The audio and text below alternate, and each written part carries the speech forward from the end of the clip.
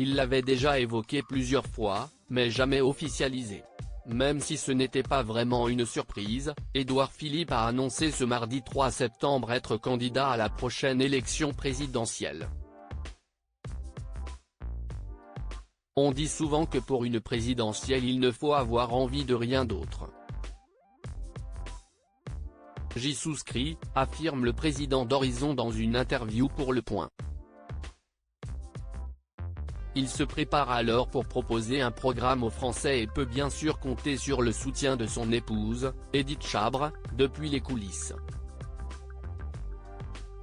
Toujours très discrète, cette ancienne avocate de 50 ans ne s'implique guère dans la carrière politique de son mari et préfère rester en retrait. Un choix convenu par les deux partenaires. Elle a une vie professionnelle bien remplie et n'entend pas en changer. On a fait très tôt le choix de dissocier nos activités, confiait Édouard Philippe à Paris Match afin de justifier leur choix, notamment, de ne pas s'installer à Matignon, lorsqu'il était Premier ministre d'Emmanuel Macron. Par ailleurs, pendant que son époux était maire du Havre, Édith Chabre habitait Paris avec leurs 3 enfants, Anatole, Léonard et Sarah. Un choix de vie sur lequel il revenait dans l'émission Au tableau sur C8.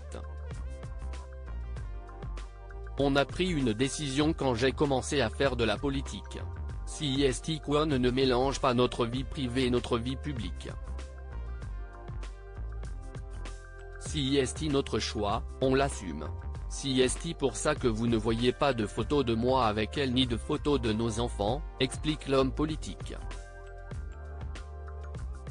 Édouard Philippe, découvrez son évolution physique. Édith Chabre peu bavarde sur les réseaux sociaux de quotidien complémentaire pour l'homme politique et la directrice administrative et du développement au sein de l'école Camondo, une école d'architecture intérieure et de design, qui se sont mariés en 2002. Ils se sont tous les deux rencontrés à Sciences Po Paris, école pour laquelle elle deviendra un temps directrice exécutive de l'école de droit. Le profil LinkedIn d'Édith Chabre révèle qu'après avoir fait une école de commerce, SLCA, options juridiques et fiscales, elle a obtenu un master de droit privé à Lille en 1993-94. En 2021, elle quitte la direction de l'école Camondo et devient directrice générale du cabinet Hoche Avocat. Son compte Twitter, lui, est bien peu bavard. Elle n'a en effet tweeté que 8 fois depuis la création de son profil en 2013. Crédit photo, LinkedIn.